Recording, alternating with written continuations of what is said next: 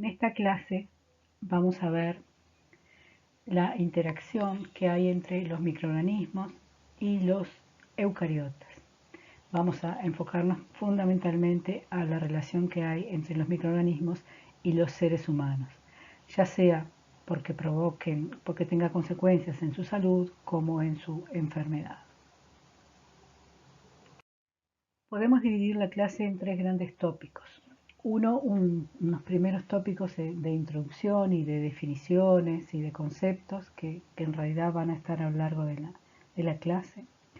Un segundo núcleo de información que tiene que ver con cómo se relacionan los microorganismos con el ser humano en un adulto sano y qué distorsiones puede haber con ello.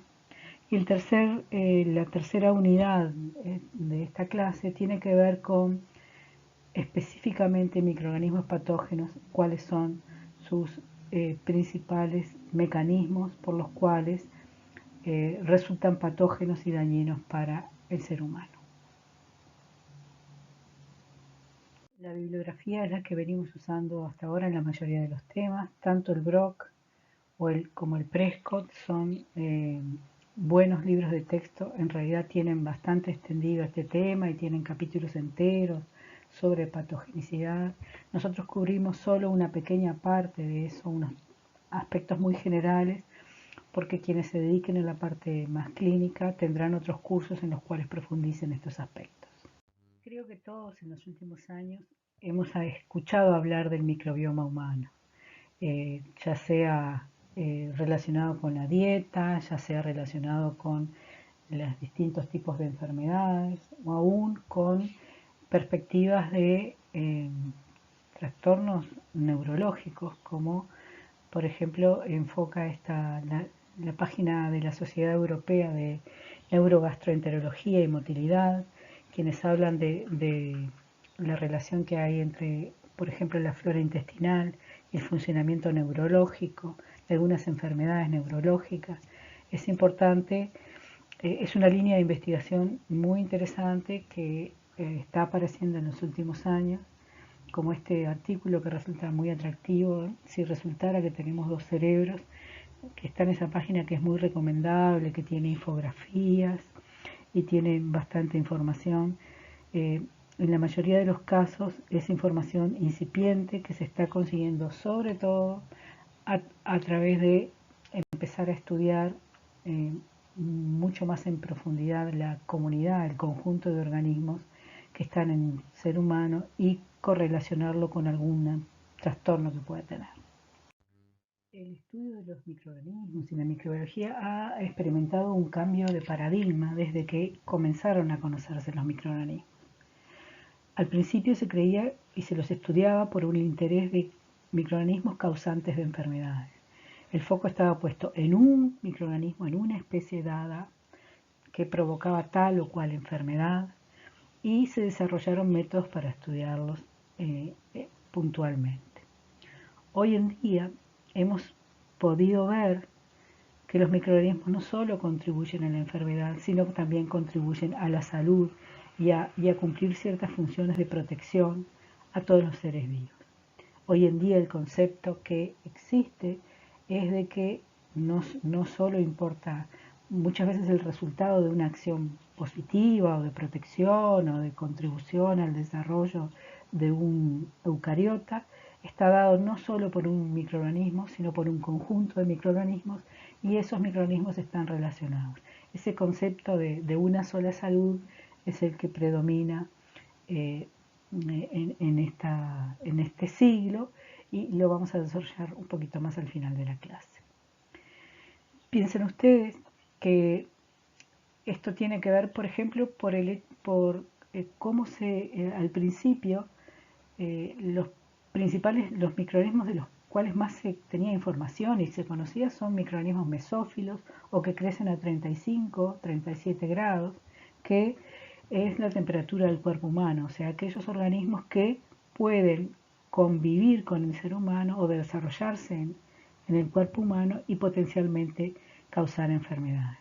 No hay ni la misma cantidad de información ni hubo durante mucho tiempo el mismo interés en aquellos microorganismos que habitan el polo o las aguas termales o los suelos en determinadas circunstancias.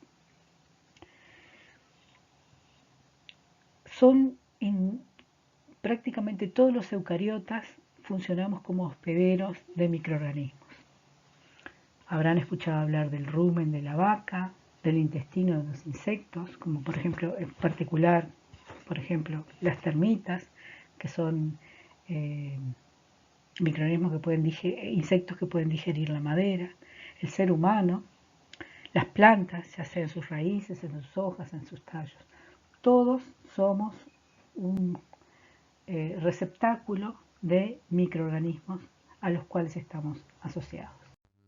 Llamamos entonces microbiota al conjunto de organismos, de microorganismos que habitan un determinado tejido o zona del ser humano. Microbiota intestinal, microbiota del tracto respiratorio. Está definido por el sitio, el hábitat que ocupan. El microbioma, en cambio, es el conjunto de organismos que está asociado a todo ese sistema ambiental, que puede ser, por ejemplo, el ser humano. Y ahí hablamos de microbioma humano.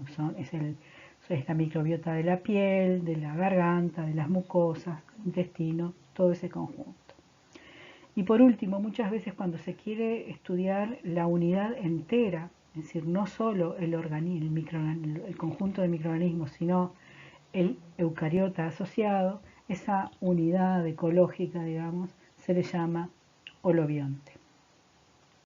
Muchas veces estas definiciones están sujetas a la capacidad analítica, a la profundidad con que se puede determinar eso que nosotros definimos, por ejemplo, como microbioma. Estos autores que se dedican especialmente a estudiar el microbioma de las plantas, en un simposio reciente definieron que el microbioma es la microbiota más, o sea, los microorganismos más un conjunto de compuestos químicos que son o parte integrante de esa microbiota o son compuestos que liberan esa microbiota, como puede ser ADN, que puede estar liberado, partes de su membrana, de su pared, pueden ser señales, proteínas que liberan o productos de su metabolismo, toxinas. Ese conjunto de cosas serían el microbioma para estos autores, es decir, el organismo más lo que produce en contacto con ese eucariota. Ahora bien, cuando hablamos de microbioma, dijimos que no hablamos de un solo organismo, no es una sola especie la que forma parte del microbioma intestinal o de la piel. Es un conjunto de microorganismos que están allí asociados. Interaccionan con el eucariota, pero también interaccionan entre ellos. Y a veces es importante conocer qué tipo, o por lo menos tener una idea de qué tipo de interacciones hay entre esos microorganismos, porque eso de alguna manera define lo que después será una perturbación de la salud o un equilibrio de la salud. Acá tenemos algunos ejemplos muy sencillos de cómo se pueden esquematizar algunas de estas interacciones, que en este caso están solo puestas en los primeros casos dos interacciones benéficas. El organismo A y el organismo B, si los dos tienen mutuo beneficio, a esa relación se le puede llamar mutualismo o cooperación. Si en cambio solo el organismo B se beneficia y el organismo A es indiferente a la presencia de B, en ese caso se le llama comensalismo. Más abajo tenemos el ejemplo de lo que es el parasitismo, que es una relación que generalmente es perjudicial para el hospedero y beneficiaria para el parásito. En el último recuadro a la izquierda tenemos un tipo de interacción que es muy frecuente entre los microorganismos. Vamos a hablar principalmente de bacterias, y es la competencia por recursos. En la primera figura tenemos, por ejemplo, la competencia por un sitio, por una superficie. El organismo A coloniza ese cuadradito crema que hay ahí y viene el organismo B y puede llegar a desplazarlo, o a su vez el organismo A lo puede desplazar. Es decir, tienen más afinidad por el sitio, ya sea porque tienen receptores, porque tienen algún tipo de mecanismo que le permite adherirse o permanecer más asociado a ese sitio.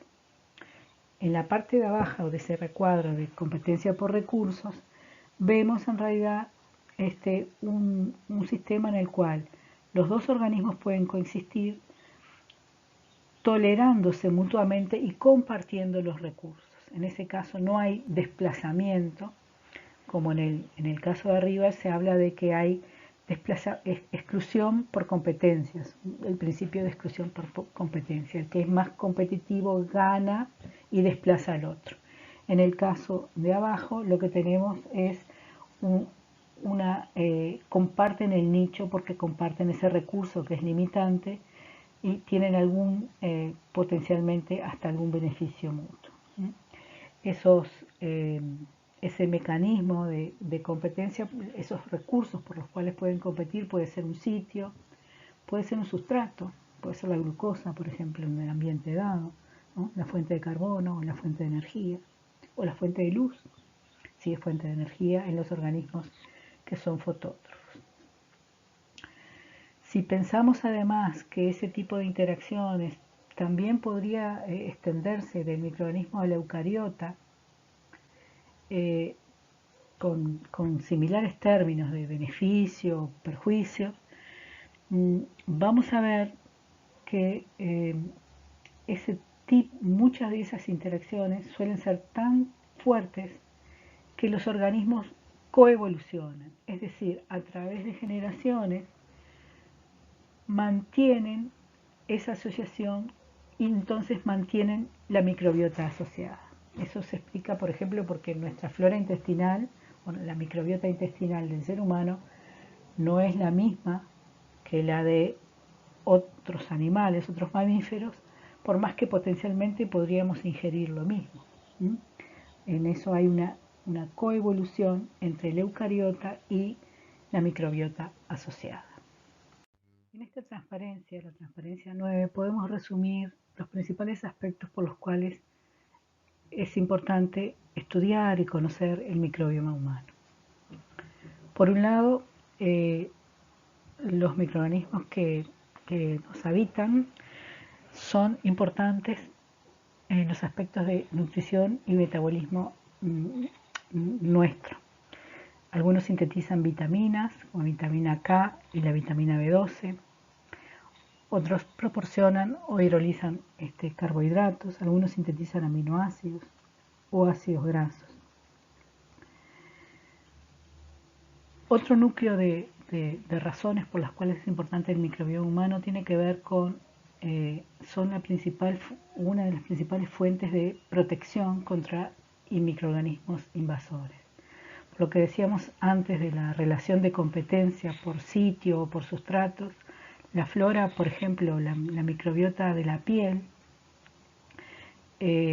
lo que hace es colonizar la piel y eso impide que otros microorganismos con los que estamos en contacto, porque tocamos cosas, porque el viento las trae, por el agua, esos organismos pueden estar que son distintos de los que tenemos en la piel, pueden estar impedidos de colonizar la piel porque tenemos nuestra propia flora, nuestra propia microbiota que ya ocupa sitios y que ya usa sustratos o fuentes de energía o de carbono que están en la superficie de nuestra piel. También son importantes en relación a la salud porque regulan la homeostasis fundamentalmente a nivel intestinal, son los que de alguna manera generan cierto nivel de respuesta inmune y mediadores de la inflamación a nivel intestinal.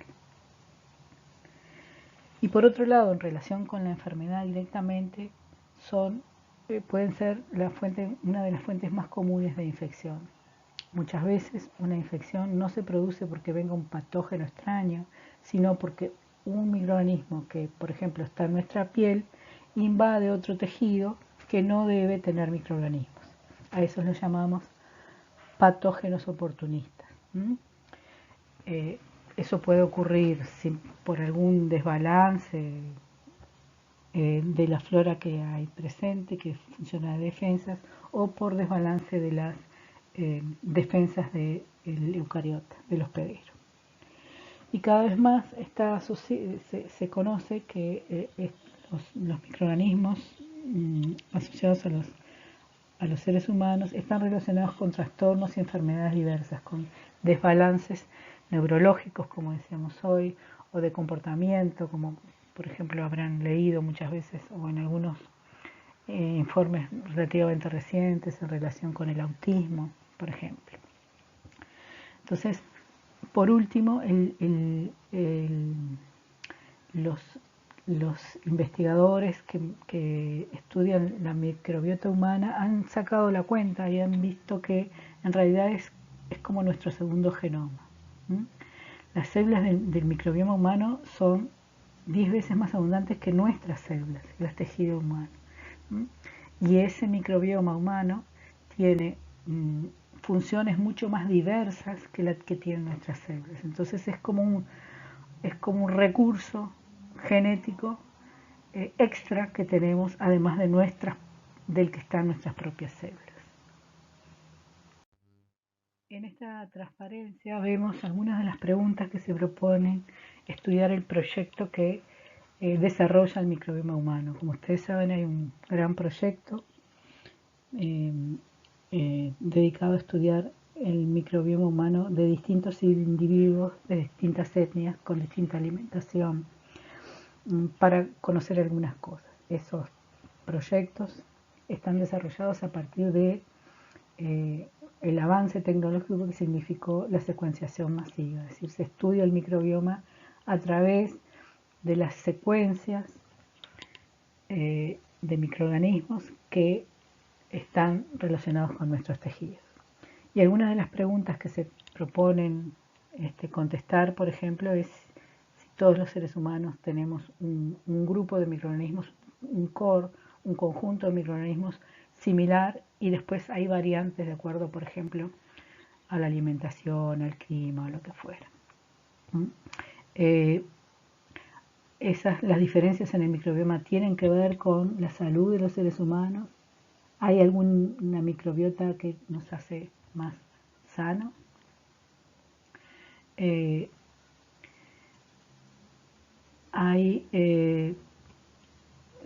La salud o la enfermedad tiene que ver más que con quiénes están, en qué proporción está alguno de esos microorganismos, si uno está en más alta proporción que otro.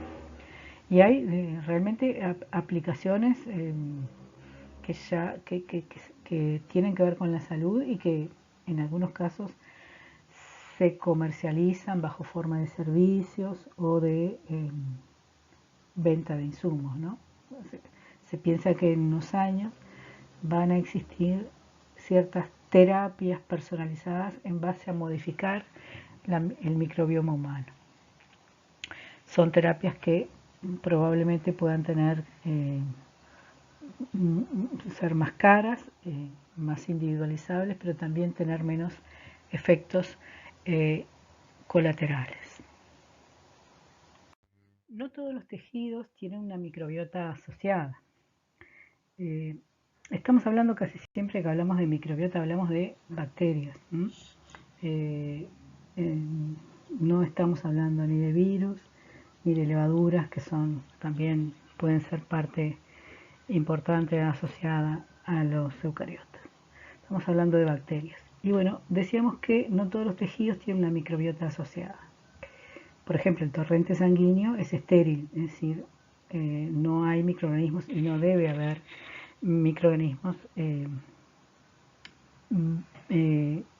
viviendo, creciendo permanentemente en el torrente sanguíneo, lo mismo que en el líquido cefalorraquídeo.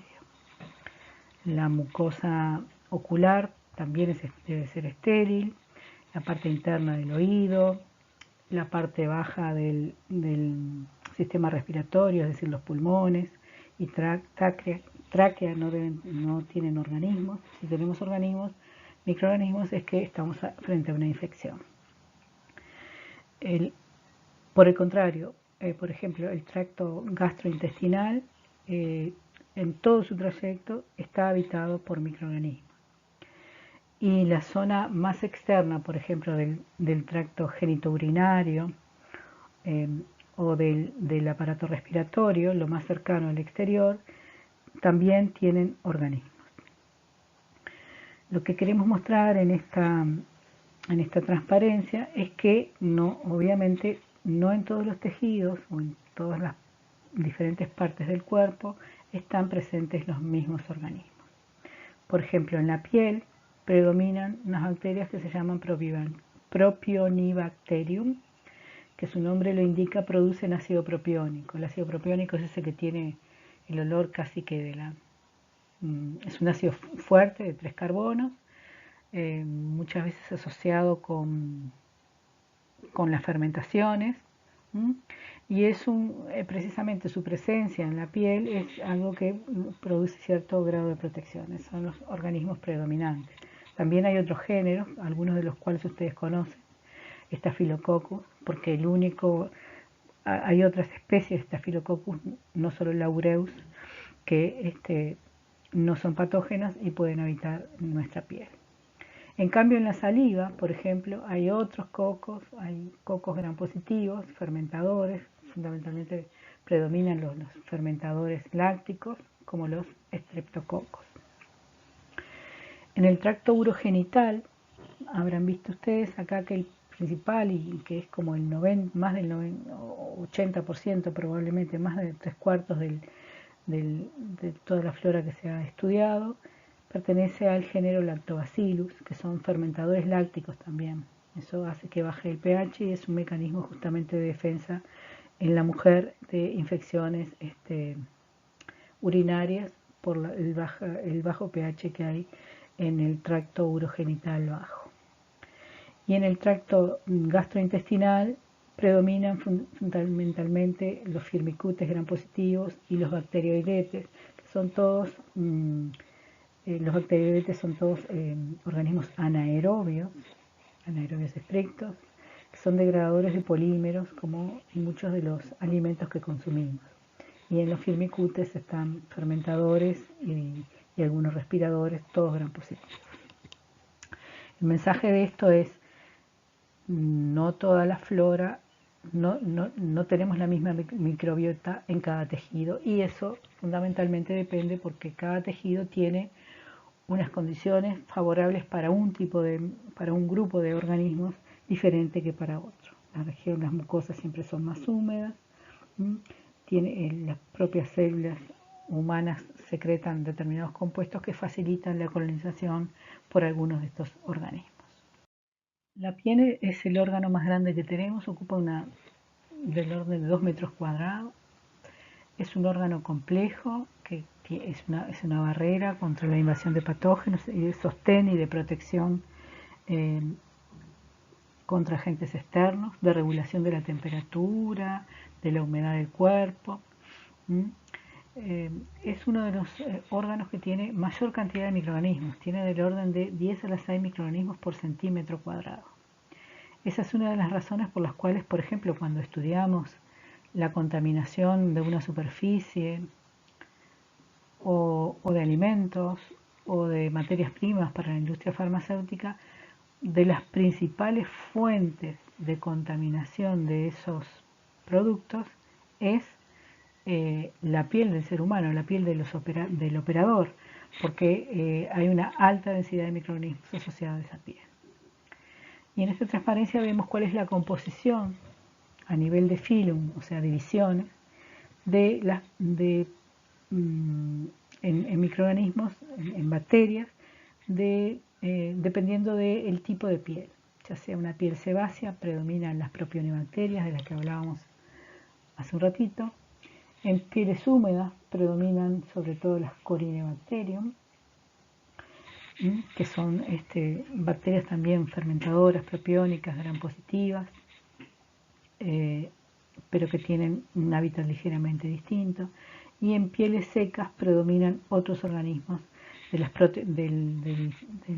del filum beta-proteobacterias. O sea que la piel, hay una fuerte interacción del nicho, del tipo de piel, de las condiciones en que vive la persona, digamos, el clima, las hormonas, los hábitos de alimentación, que determinan qué tipo de organismos están asociados.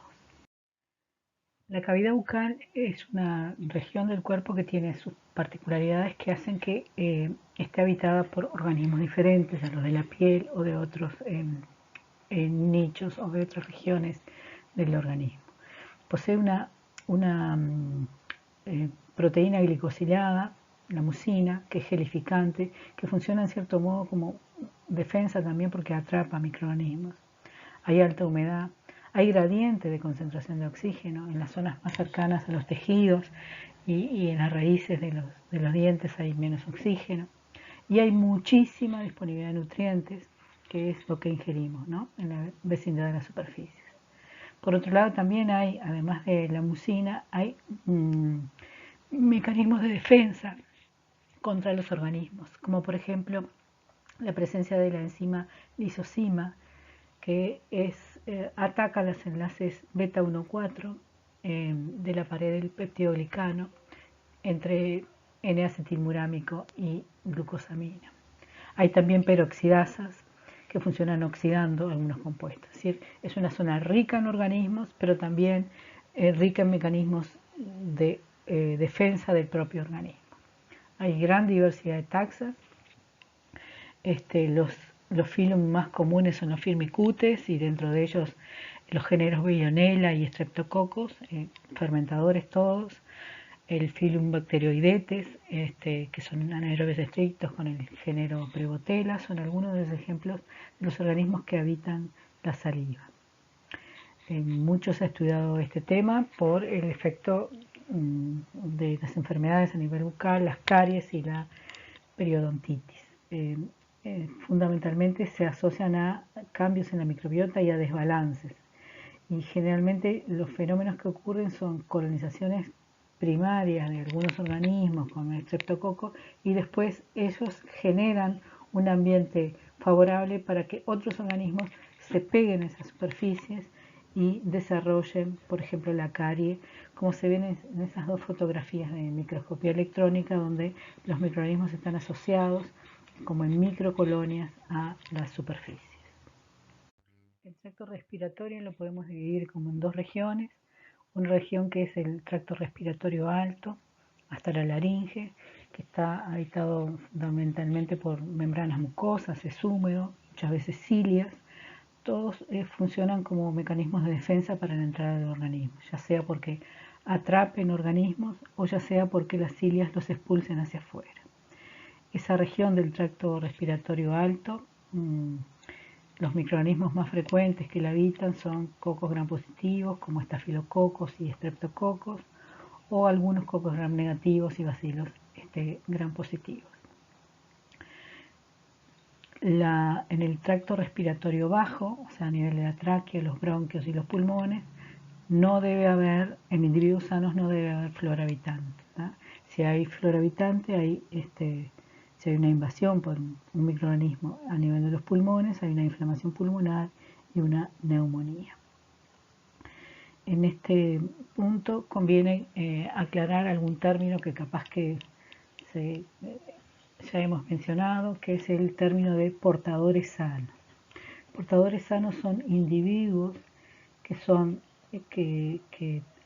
tienen en su microbiota algún patógeno potencial como el Staphylococcus aureus o el Streptococcus pneumoniae, pero que no les causa enfermedad, es decir, que conviven con el patógeno, pero el patógeno no causa síntomas de enfermedad.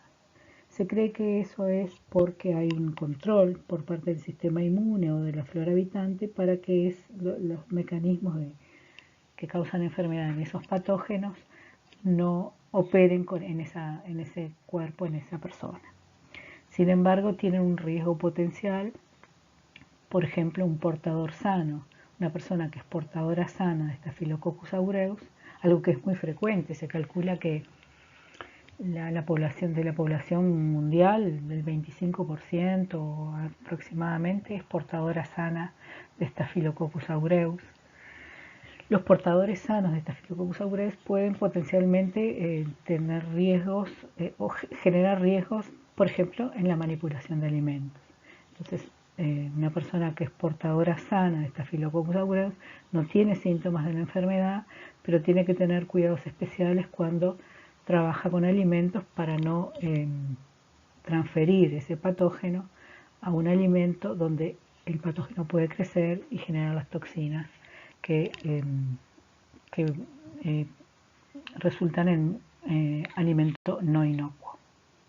En el tracto urogenital también se distinguen dos regiones, una región superior, en la cual están los riñones y la vejiga, en la cual no tiene, o sea, debe ser estéril, o sea, sin microbiota asociada, y una región baja que sí está habitada por microorganismos. En general, en el caso del varón, en la uretra, los organismos más frecuentes son estafilococos o enterococos, cocos gram positivos, y las infecciones más frecuentes son por bacterias gram negativas como Proteus o Escherichia coli. En el caso de la mujer, en la vagina hay polímeros de origen de azúcares como el glicógeno, y hay organismos capaces de degradarlos que bajan el pH. El fundamental, el organismo más asociado a las mucosas de la vagina es el lactobacillus, que son bacterias lácticas, producen ácido láctico, que es uno de los ácidos orgánicos más fuertes. Bajan el pH del orden de 5 y consumen ese glicógeno. Mientras bajan el pH y consumen el glicógeno, ofician como un control de la invasión de patógenos por el pH. Cuando hay alguna perturbación, ya sea porque hay menos producción de glicógeno o porque la flora del lactobacillus disminuye, entonces el pH se acerca a la neutralidad y ocurren las infecciones. La infección más clásica es por levaduras, como la Candida albicans, que es frecuente en estos casos.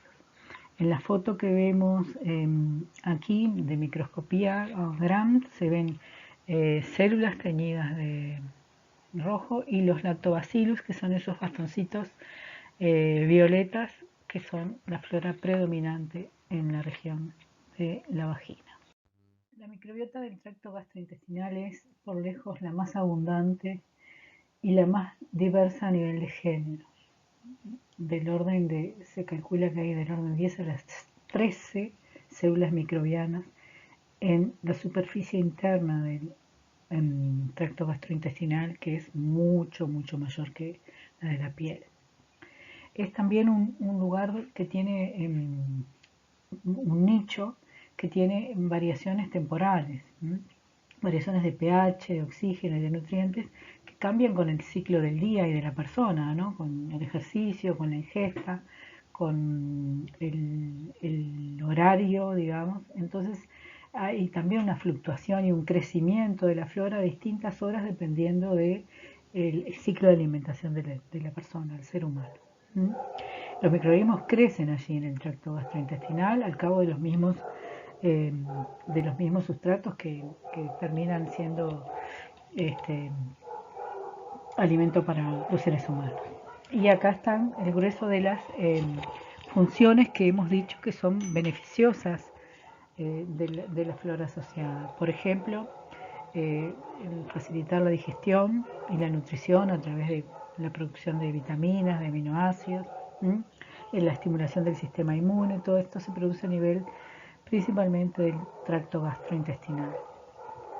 Y después hay, como les decíamos en las transparencias anteriores, hay intermediarios producidos por la flora gastrointestinal que actúan a nivel del sistema nervioso, lo que se llama el eje intestino-cerebro. La mayoría de los estudios recientes o que están relacionados con la microbiota presente y el potencial causa de enfermedades que no son localizadas en el tracto gastrointestinal, sino que, eh, por ejemplo, tienen que ver con el sistema nervioso, están relacionadas más bien o se han deducido más bien por un efecto de correlación. Es decir, cuando está tal microorganismo o tal grupo de microorganismos, o cuando falta tal, la persona tiene tal o es tal o cual síntoma a nivel nervioso, pongamos, ¿no? Sin embargo, es muy difícil tener evidencias de la relación causa-efecto, es decir, pongo este microorganismo y se produce tal patología a nivel neurológico. En esta transparencia vemos el gradiente de pH que ocurre en el tracto gastrointestinal desde el estómago hacia el colon. El líquido estomacal es del orden, el pH del líquido estomacal es del orden 2, si bien las mucosas que recubren el estómago tienen pH más alcalino. Eso restringe considerablemente la flora que puede encontrarse en el estómago. Allí hay oxígeno también, producto de la ingestión. Y la flora, la microbiota que podemos encontrar allí son algunas relacionadas con lo que se encuentran en la boca, y algunos microorganismos característicos como este que les menciono acá, el Helicobacter pylori, que hace ya unos años se vio que podría estar relacionado, si bien es flora normal, en algunos casos podría ser causante de muchas úlceras o trastornos estomacales. A medida que se avanza en el tracto gastrointestinal, el pH se va volviendo alcalino, el oxígeno va escaseando porque se va consumiendo por los propios organismos que están allí en la digestión, los microorganismos, y la concentración de microorganismos aumenta. En el intestino delgado es del orden de 10 a la 4 células de microorganismos por gramo de bolo alimenticio, mientras cuando llegamos al colon se llega a la máxima concentración, que es del orden de 10 a la 11, 10 a la 12 células microbianas por gramo de bolo alimenticio o materia fecal ya a esa altura. Ahí ya el pH 7, en la zona del colon es donde se produce la absorción de la reabsorción de la bilis, la producción de vitamina B12 y prácticamente no hay oxígeno, el oxígeno es muy bajo y el pH es cercano a la neutralidad. Una cosa que vale la pena notar que en esa región donde estamos más cercanos a la neutralidad es donde es más diversa la flora que encontramos en el intestino grueso. Hay una diversidad de géneros y los predominantes en general son organismos anaerobios estrictos, como los bacteroides y las bifidobacterium y los clostridium. Todos son fermentadores, fundamentalmente de azúcar. Vale la pena notar que cuando uno, por ejemplo, hace un análisis para detectar contaminación fecal en un agua o en un alimento, busca Escherichia coli como indicador de contaminación fecal. Sin embargo, Escherichia coli está en una concentración relativamente baja comparado con estos otros que mencionamos, con los bacteroides o los clostridium. Es del orden de 10 a la 8 por gramo de materia fecal, mientras Clostridium y Bifidobacterium están en el orden de 10 a la 12. Lo que pasa es que esos organismos que mencionamos son anaerobios estrictos y Escherichia coli es facultativa. Entonces, la detección y el cultivo en condiciones de laboratorio es relativamente más sencillo.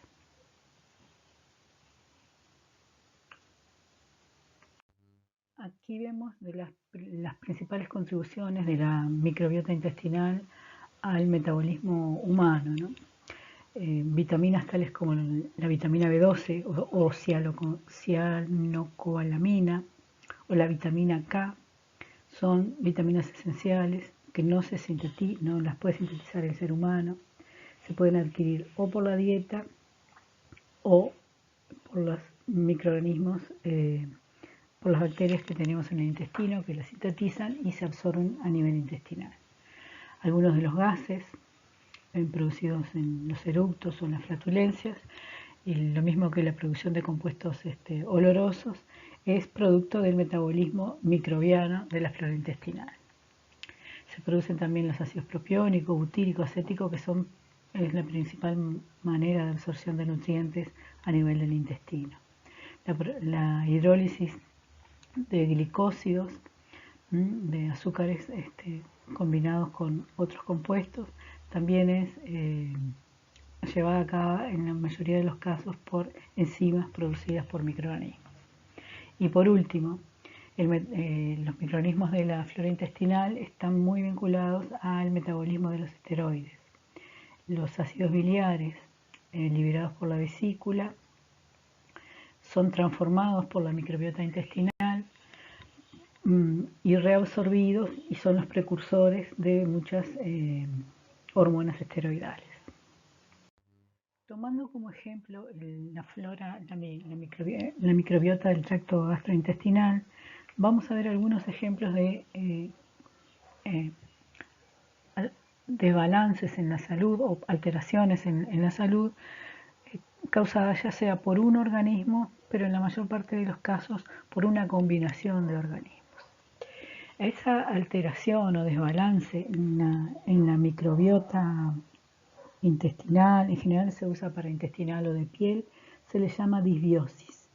Es decir, un disbiosis es un desequilibrio en la flora que hace que esa composición de la microbiota sea diferente a la del individuo sano. En este ejemplo, en esta gráfica, se ve, se comparan individuos sanos con individuos que tienen un trastorno que se llama de inflamación crónica del colon.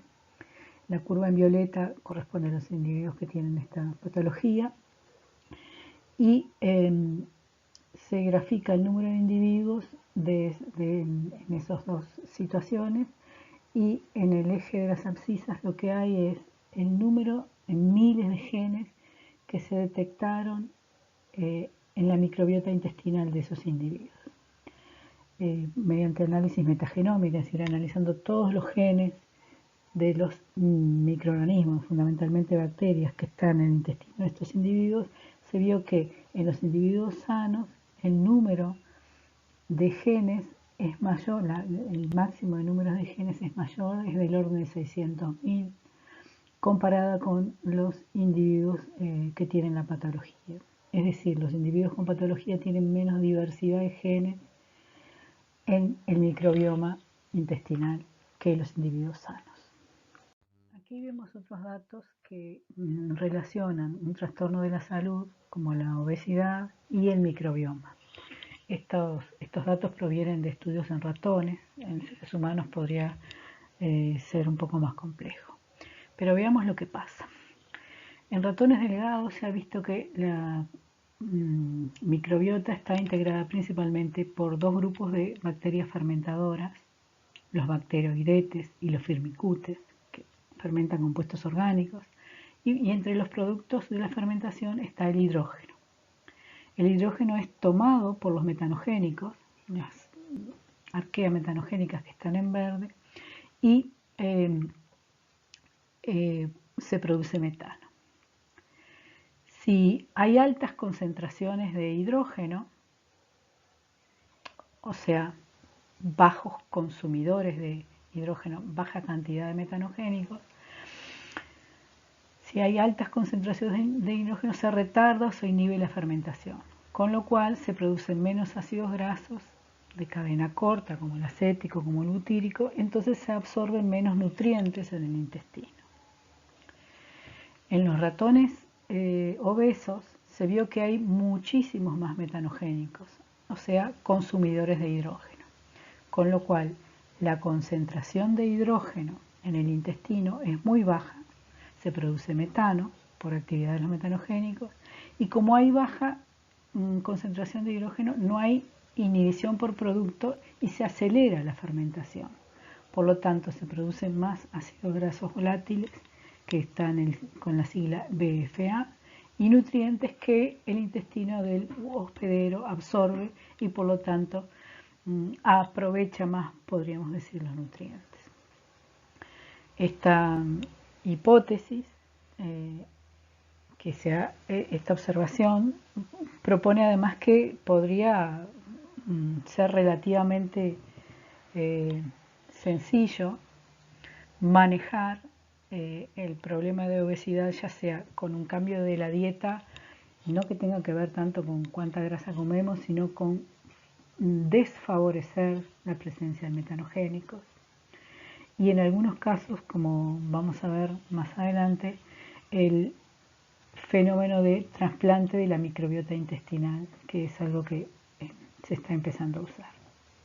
Hay otras patologías asociadas a las alteraciones en la estructura y función del microbioma, como las que describimos ahí, desde la psoriasis a las caries, los cálculos renales y algunas otras enfermedades o trastornos se cree que están relacionados con la microbiota.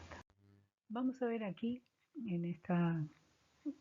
terminando esta segunda parte de la clase relacionada con el microbioma humano y sus beneficios,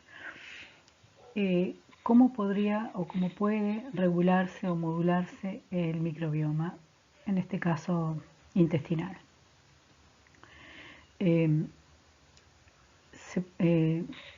Podemos explicar, por ejemplo, cuáles algunas infecciones muy frecuentes que aparecen en los últimos años, infecciones intestinales a base del Clostridium difficile.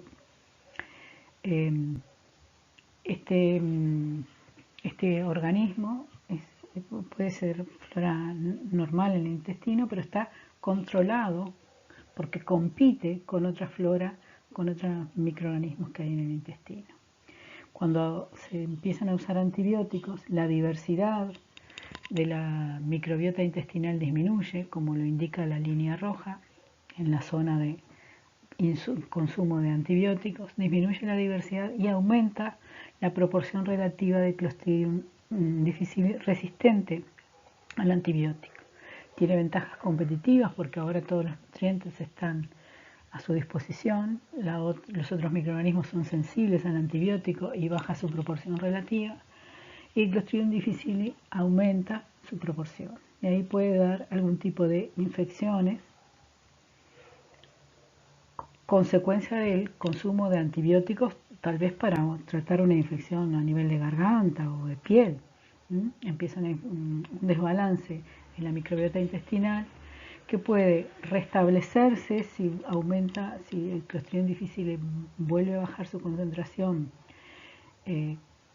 y aumenta la diversidad de la flora normal cuando no se consumen los antibióticos, o puede permanecer y entonces hay que hacer algún tipo de tratamiento complementario para disminuir la concentración de Clostridium difficile. Algunos mecanismos que se usan para restablecer el microbioma humano del individuo sano son las que ponemos acá abajo como modulación positiva. Lo que decíamos, el trasplante fecal se transfiere microbiota del intestino de individuos sanos mediante colonoscopía y es como recolonizar ese intestino y eso hace que se desplace el Clostridium difficile o algún otro patógeno que pueda haber en el intestino. La ingesta de probióticos, ¿no? De microorganismos viables, sobre todo a base de Bifidobacterium, Lactobacillus, que son buenos colonizadores y que por el efecto del pH y principalmente se colonizan el intestino y pueden desplazar también, otra vez por competencia o por producción de pH relativamente ácidos, a otros microorganismos patógenos. Y el otro mecanismo también es bastante inocuo, que es la ingesta de prebióticos, que no son organismos, sino son nutrientes específicos que favorecen algunos microorganismos que ya tenemos en la flora intestinal. Algunos polímeros de fructosa, inulina, que hacen como un enriquecimiento selectivo, favoreciendo algunos microorganismos benéficos que ya habitan nuestro intestino. Hacemos un último comentario en esta parte sobre los probióticos, ya no solo como restablecedores del balance en la microbiota intestinal, sino como una aplicación de la microbiología, es decir, la producción de estos microorganismos para el consumo humano.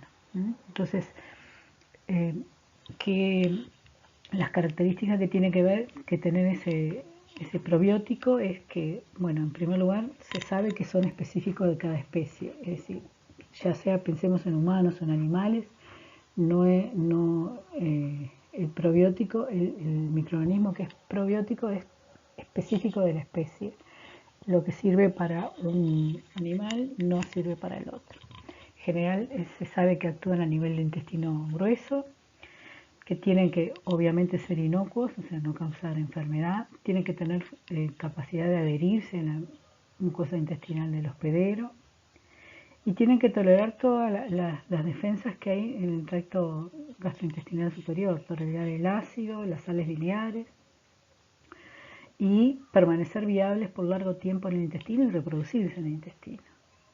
Y si pensamos en su producción a escala industrial para agregar a un yogur o a un producto a un alimento, tiene que ser además fácilmente cultivable a gran escala, ¿no? En miles de litros.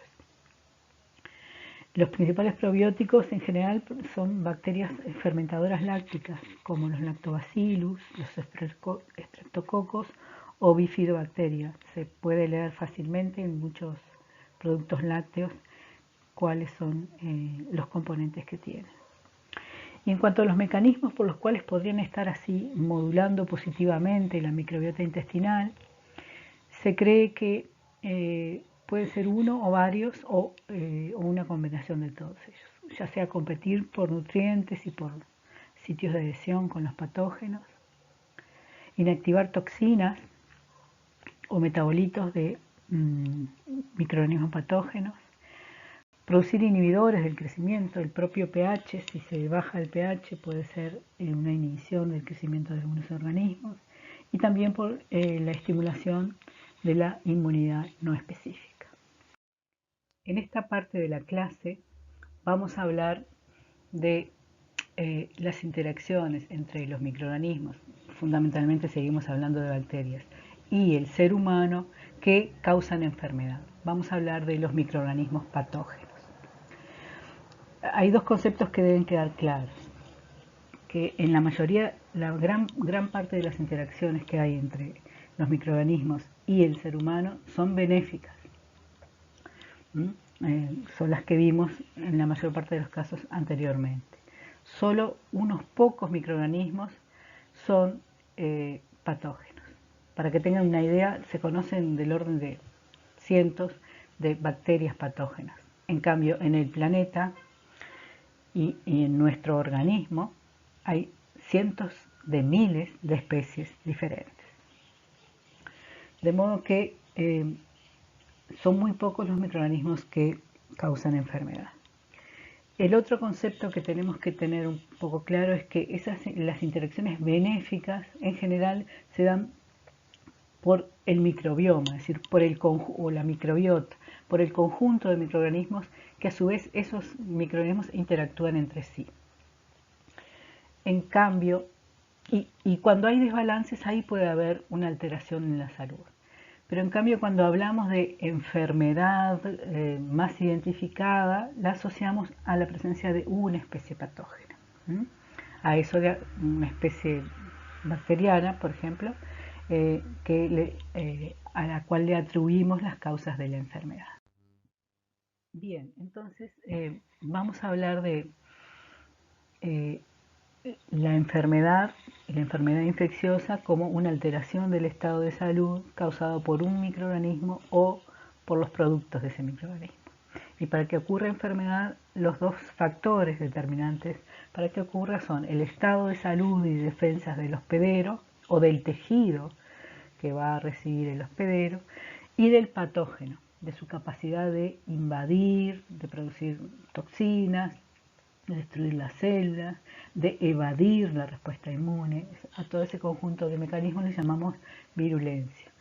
Depende de la virulencia del patógeno y del número de células del patógeno, porque si es un número bajo, determinando el número bajo, posiblemente las defensas del hospedero alcancen para destruir el patógeno. En ese sentido podemos distinguir patógenos primarios y patógenos oportunistas. Los patógenos primarios son esas pocas especies que tienen un montón de mecanismos de virulencia para causar la enfermedad.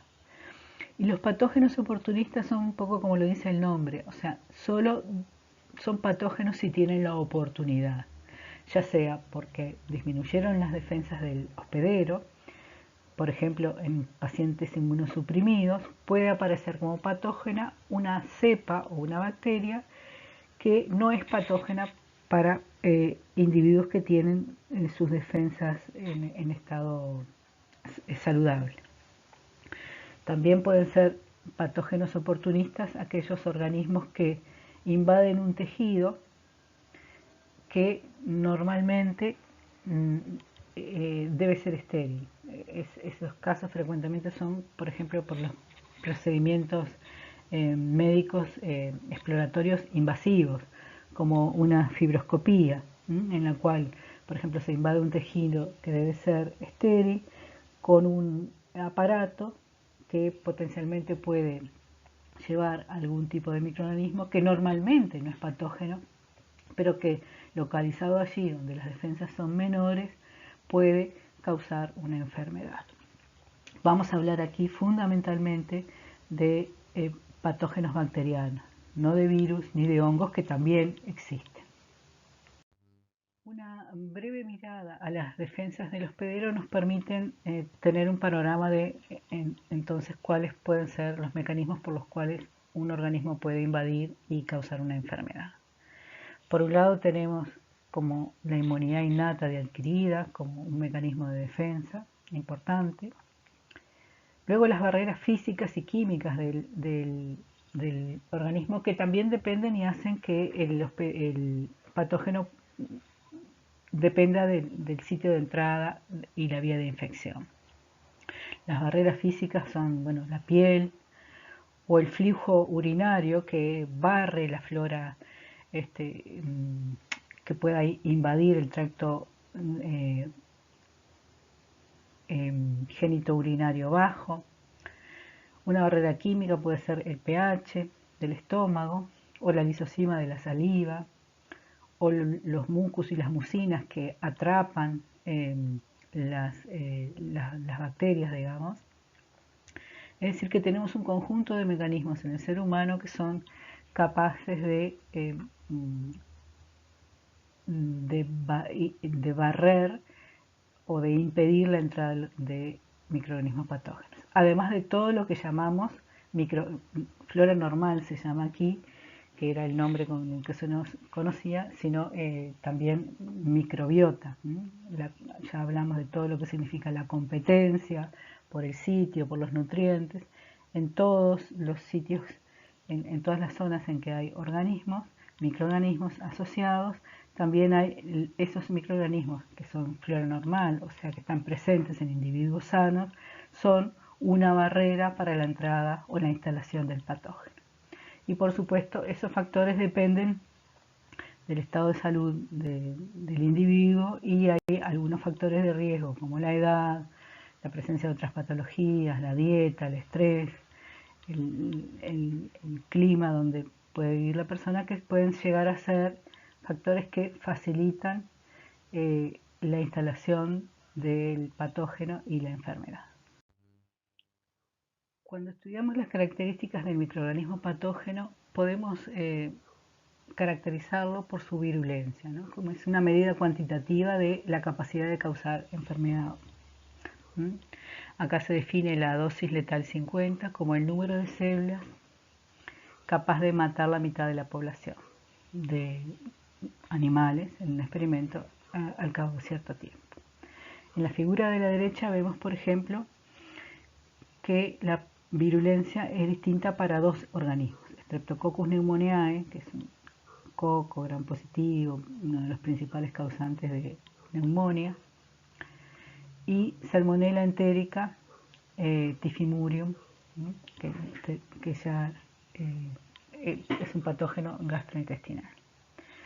En rojo están las dosis o el número de células inyectadas por ratón que pueden matar un cierto número de animales, que está en un porcentaje de animales del experimento que está en el eje de las abscisas. Entonces vemos que una dosis mucho menor de Streptococcus pneumoniae se necesita para matar el mismo porcentaje de ratones que la dosis de Salmonella typhimurium. Por lo tanto decimos que Streptococcus pneumoniae es mucho más virulento que Salmonella entérica typhimurium. Esa es una característica a veces que es de la especie y hasta a veces de la cepa. No todas las cepas de la misma especie tienen la misma virulencia. Por supuesto que ese experimento depende del estado de salud del hospedero, ¿no? Si un hospedero sano con un sistema inmune intacto tiene una mejor respuesta que un hospedero que no tiene las defensas del individuo sano. Y es interesante también, y de aplicación, reconocer que la virulencia de un organismo se puede disminuir, se puede perder genéticamente la capacidad de, o se puede atenuar la capacidad de producir la enfermedad. Esas cepas, por ejemplo, que van perdiendo, porque van perdiendo determinantes genéticos, van perdiendo genes, por ejemplo, un gen que le permite formar o producir determinadas toxinas, van perdiendo esos genes, por ejemplo, con el subcultivo en el laboratorio. Subcultivo repetido en el laboratorio en condiciones de reproducción no normal, no natural, hace que el organismo vaya perdiendo esos genes, vaya mutando y perdiendo la capacidad de provocar la enfermedad. Por otro lado, mantiene sus determinantes antigénicos. Entonces, esas cepas, que se llaman cepas atenuadas, son uno de los recursos que se usan para preparar vacunas a organismos vivos. Son organismos que son viables, se pueden reproducir, tienen determinantes antigénicos, pero les faltan factores de virulencia, es decir, les faltan aquellos factores que lo hacen o invasivo del tejido, o productor de toxinas, o destructor de células, algunos de los mecanismos de virulencia que vamos a ver más adelante. Por último, señalar que aquí vamos a hablar fundamentalmente de patógenos bacterianos. En ese sentido, cuando comparamos la virulencia, hay que tener claro que los patógenos virales son mucho más virulentos que los bacterianos. Es decir, se necesita mucha menor dosis en general de un virus que de una bacteria para causar una enfermedad. Vamos a recorrer entonces un poco el camino que haría una bacteria patógena para instalarse y causar una enfermedad. Esquemáticamente, en la figura de abajo se muestran las etapas que pueden variar dependiendo del tenor de la infección. Hay una primera entrada con evasión o por distintas vías y evasión de los mecanismos de defensa de ese tejido. En general hay una adherencia a ese sitio. El patógeno se adhiere por algunos mecanismos que vamos a ver más adelante a la piel o a la mucosa que va a invadir. Luego invade el tejido, invade las células o invade entre las células ese tejido. Y luego lo que causa propiamente la infección es la reproducción, el crecimiento dentro del tejido del hospedero, del ser humano. Y ahí puede ser ya combatido, eliminado, o puede generar ya sea productos tóxicos que se diseminan por todo el cuerpo o quedan localizados, o puede generar nuevas células que invaden el resto de los tejidos vecinos y y lejanos en el organismo, ¿no? En todos los casos, lo que puede haber finalmente es una invasión de tejidos y daño del tejido, ¿no? Y bueno, en las enfermedades infecciosas que son transmisibles, lo que hay una transmisión a nuevos pederos. Ese sería como el ciclo completo de una enfermedad infecciosa a bacterias. ¿Cuáles son las capacidades que distinguen a un microorganismo patógeno de otro no patógeno? ¿Cuáles son los factores de virulencia, esos que hacen que el organismo pueda invadir tejidos y provocar daño? Bueno, acá hay un resumen, un esquema de algunos de los principales factores de virulencia que se reconocen en bacterias. En general, cuando un microorganismo patógeno tiene una combinación de ellos, no todos, pero tiene una combinación relativamente eficiente y, como decíamos, depende de la cepa. Por ejemplo, la capacidad de adherirse a tejidos, o la cubierta extracelular que lo protege contra algunos mecanismos del sistema inmune. La producción de enzimas hidrolíticas que rompen otros tejidos y que les permiten esa invasión. O la producción de exopolisacárido, que los exopolisacáridos agrupan las células formando biofilms, capas, que esos biofilms son originados de organismos que se adhieren a una superficie, como puede ser la placa bacteriana sobre la superficie de los dientes, y esa placa hace mucho más difícil la penetración de las células del sistema inmune. La capacidad de moverse y de desplazarse en los tejidos también contribuye como factor de virulencia. La producción de toxinas, que mata o destruye otras células. Un sistema de producción de proteínas muy eficiente, el T3SS, o la capacidad de competir por hierro. El hierro es un nutriente escaso en las células eucariotas y en todas las células, entonces los microorganismos tienen que, para competir y para poder crecer, tienen que poder conseguir hierro. Si tienen buenos mecanismos de captación de hierro, compiten, por ejemplo, con la microbiota normal y pueden ganar en esa batalla. Es importante también reconocer que los factores de virulencia son regulados, es decir, no se expresan, no todos se expresan naturalmente en las células. Esa regulación de la expresión de los factores de virulencia está mediada por otra capacidad, otro factor importante, que es la capacidad de sensar señales que tienen esas células. Esos microorganismos tienen la capacidad de saber qué ocurre fuera, por ejemplo, cambios en el pH o en la temperatura o en la proximidad de otras células, y eso hace que se dispare la expresión de algunos de los factores de virulencia. Hay factores de virulencia que permiten la adherencia a ciertos tejidos del patógeno y la fijación, que son específicos. Esas son proteínas, se llaman adhesinas, que reconocen ciertos tejidos y hacen que el patógeno se fije solo en esos tejidos y no en otros. Tenemos acá abajo el ejemplo de la interacción o la colonización de Vibrio cholerae, el agente de cólera, con las células epiteliales del intestino. Se ve una fotografía de electrónica de transmisión y luego abajo un esquema de cómo ocurre eso.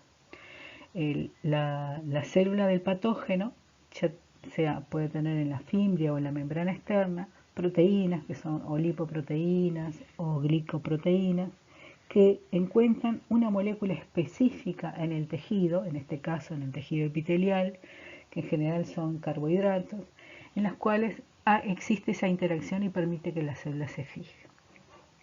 Eso hace que el patógeno quede adherido, retenido en el tejido en particular en este caso, la membrana, el epitelio intestinal. Aquí vemos otros mecanismos o otras estructuras de la célula bacteriana que permiten la adherencia y fijación y son menos específicas que las avecinas. Son, por ejemplo, las cápsulas, que es una estructura en general de naturaleza de polisacáridos, que está por fuera de la pared celular, fuertemente unida, puede ser más una estructura más laxa o una estructura más rígida, pero en todos los casos es una estructura que se mantiene unida a la célula y le permite, por ejemplo, como vemos en la fotografía de microscopía electrónica de transmisión de la izquierda, en el caso de las microvellosidades intestinales a las cuales se une la Escherichia coli enteropatógena. Ustedes ven la zona oscura que rodea a las células de Escherichia coli, esa es la cápsula que le permite esa adhesión y fijación. En la fotografía de la derecha arriba vemos Streptococcus pneumoniae, es una microscopía óptica de tinción por contraste, el oscuro alrededor se logra con un colorante, se ven células de A2 de Streptococcus rodeadas por una zona clara, todo eso es la cápsula que rodea la pared, ven que es mucho más grande que la superficie o que el volumen de la célula. Esto, por ejemplo, evita que a nivel pulmonar las células de Streptococcus pneumoniae que tienen cápsula que sean fagocitadas por células del sistema inmune. En cambio, las células que no lo tienen sí son fagocitadas. Más abajo mostramos otro tipo de factores de virulencia que ayudan a la adherencia y fijación, que son los apéndices celulares, como fimbrias, pili, flagelos. Estos en general son proteínas que interaccionan con glicoproteínas del hospedero, que permiten la movilidad y la formación de biofilms. En la fotografía de la izquierda se ve, por ejemplo, Escherichia coli, donde se muestra el pili y todas las microvellosidades que son las fimbrias. Esa es una Escherichia coli enterotoxigénica que se fija a nivel de las células del intestino delgado a través de las fimbrias. Allí se multiplica y genera una toxina que es la que provoca diarrea. Es decir, lo que nos tiene que quedar claro es que hay distintas cepas, por ejemplo, de Escherichia coli. Lo que las hace patógenas o no es que tengan esa capacidad de producir esa cantidad de fimbrias, como la enterotoxigénica, o producir cápsulas, como por ejemplo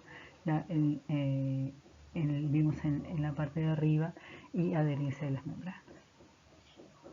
Aquí vemos otro factor de virulencia que es la producción de enzimas hidrolíticas, enzimas que rompen polímeros. Esos factores de virulencia, que los tienen algunos patógenos, les permiten penetrar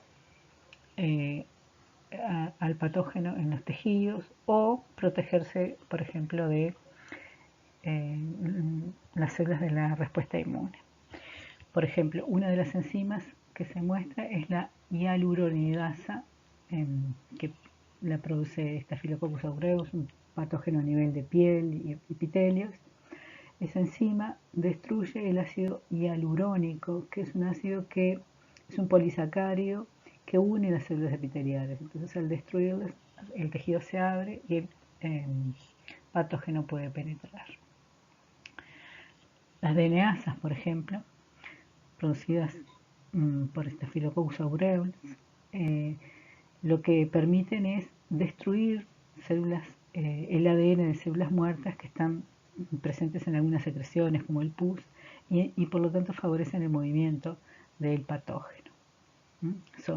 Algunos son caracteres que se usan como pruebas bioquímicas para identificar el patógeno.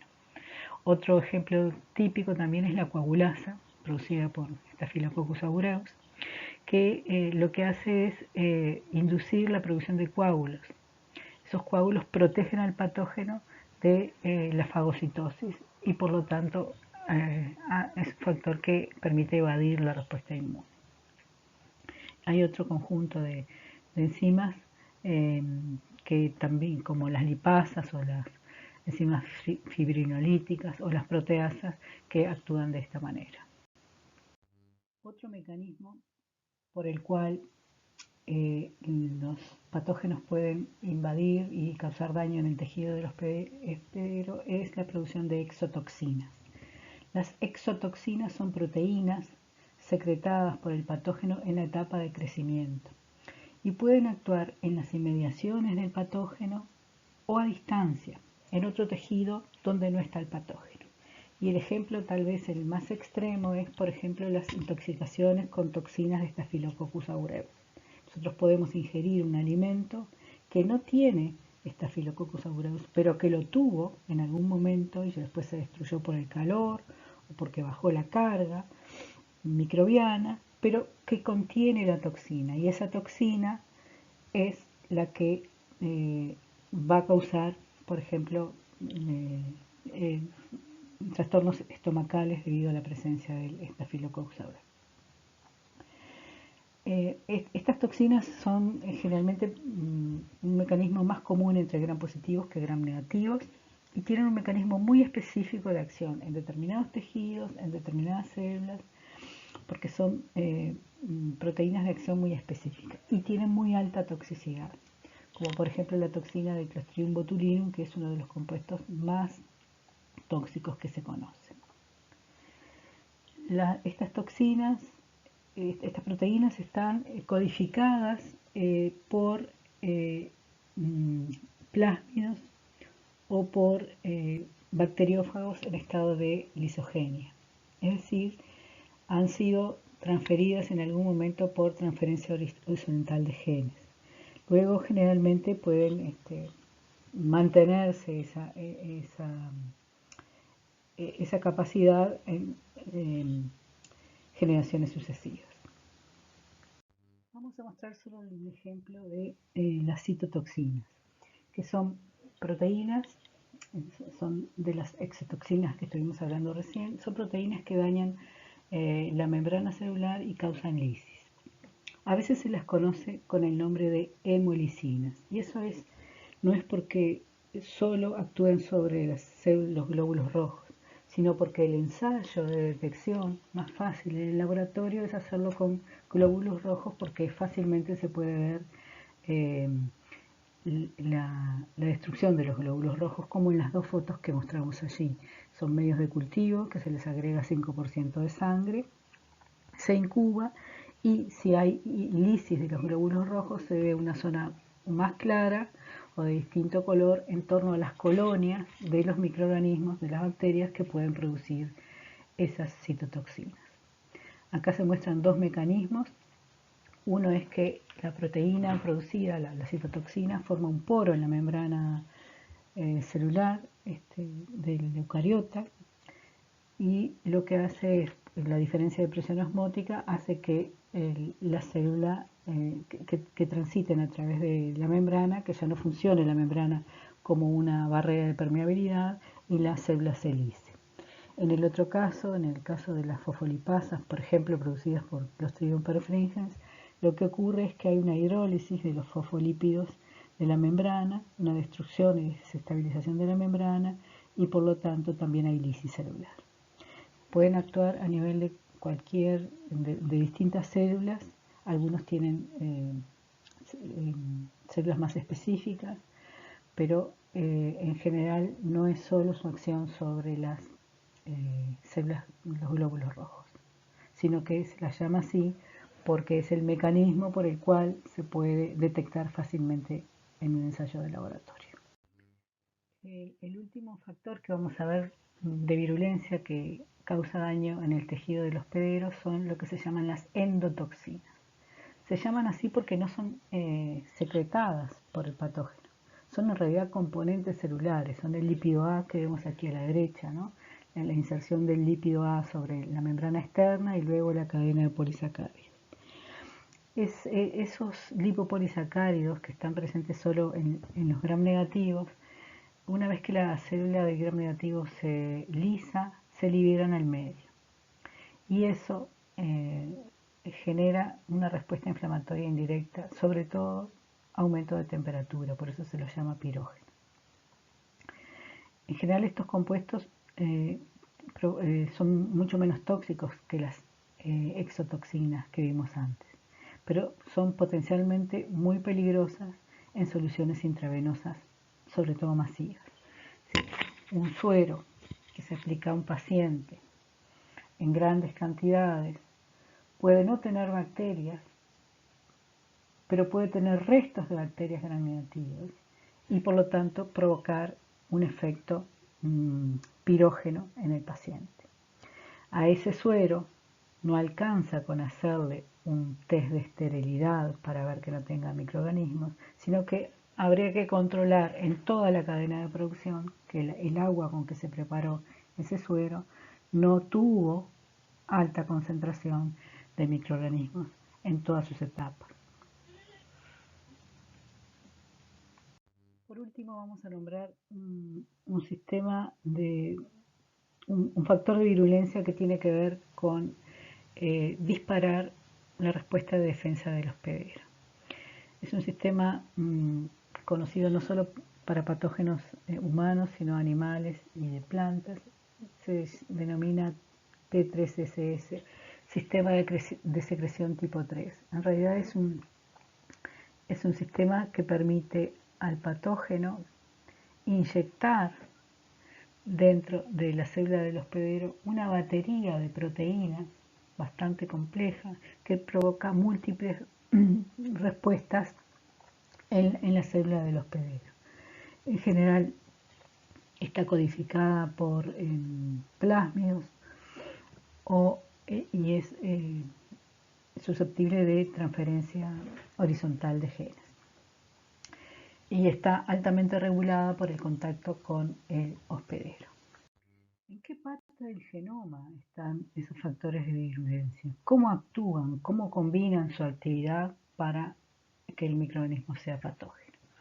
Bueno, en general los factores de virulencia están codificados por genes que están en plásmidos o en genomas de fagos integrados al genoma bacteriano, en transposones, y generalmente están lo que se llaman en islas de patogenicidad, que es un conjunto de genes que codifican para los factores de virulencia que están juntos y que de alguna manera se expresan juntos.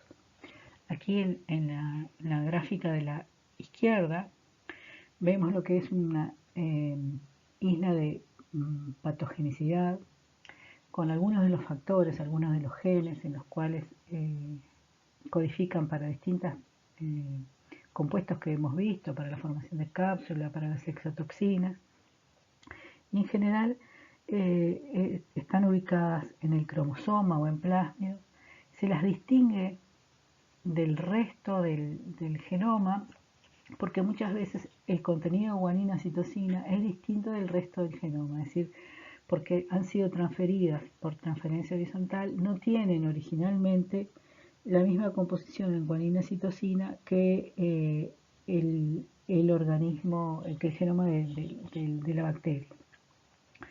Generalmente también tienen secuencias de inserción, integrasas que facilitan esa integración al resto del genoma.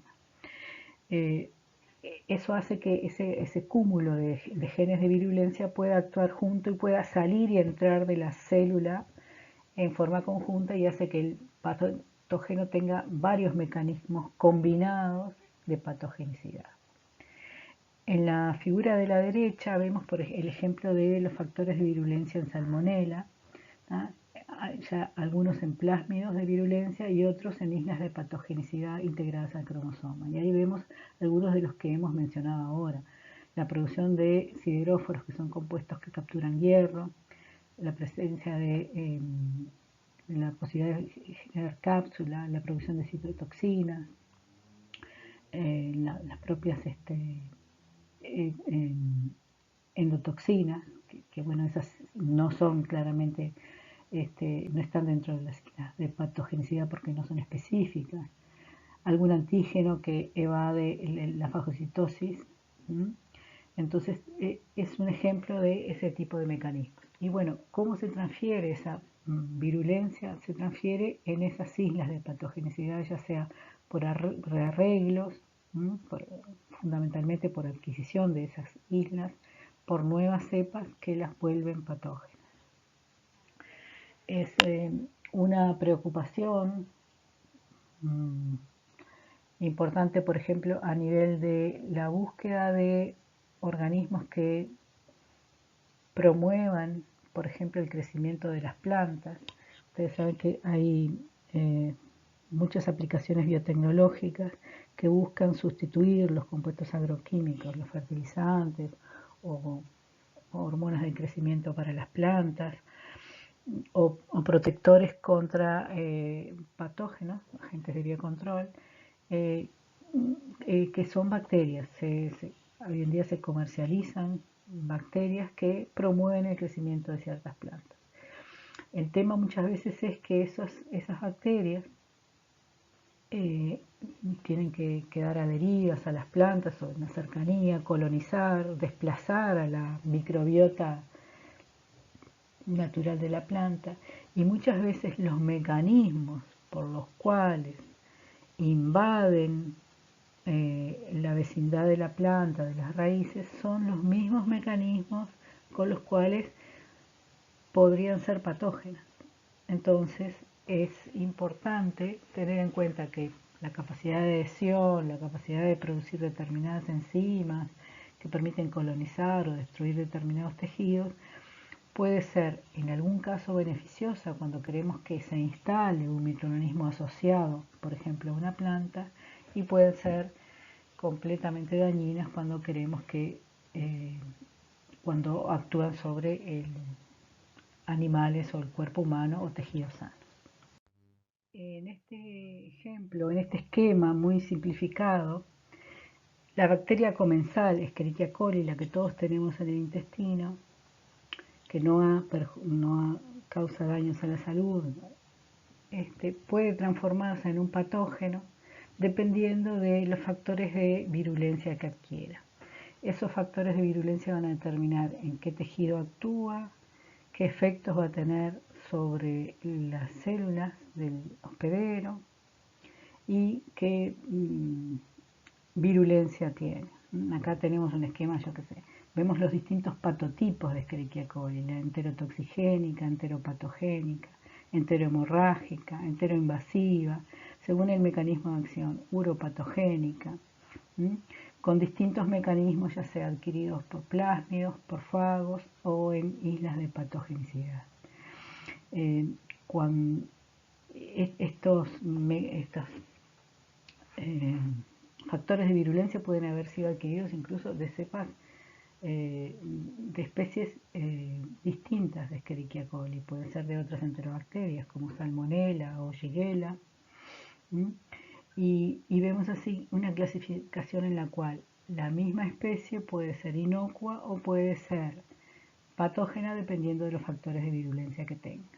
Entonces, cuando uno estudia un patógeno, debe estudiar cuáles son los mecanismos que tiene, porque son específicos de esa cepa o de ese patotipo que conocemos.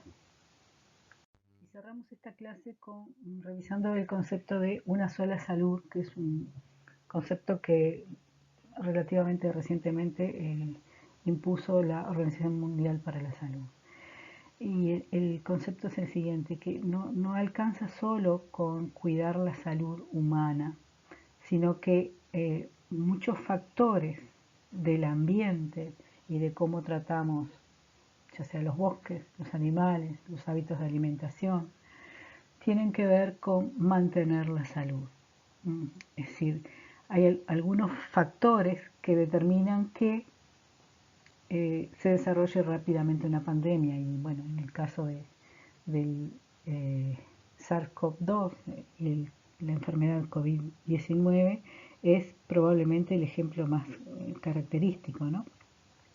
Es decir, algunos cambios en el medio ambiente y el eliminar los nichos provocados, por ejemplo, por la deforestación, el tráfico de especies, de distintas especies a lo largo del mundo, y el tráfico y la frecuencia de viajes, el mercado de venta de animales y consumos, ¿no? Hay un riesgo importante en todo lo que es transmisión de organismos que eran patógenos de animales al ser humano.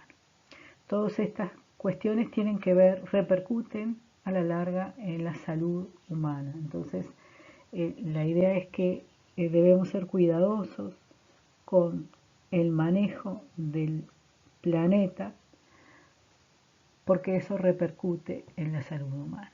Se cree que hay como algunos aspectos que hay que cuidar particularmente, como la inocuidad de los alimentos, el control de las de la presencia de patógenos en alimentos, el control de la zoonosis y el control del desarrollo de resistencia a antibióticos, que son vitales para mantener esa salud en el planeta.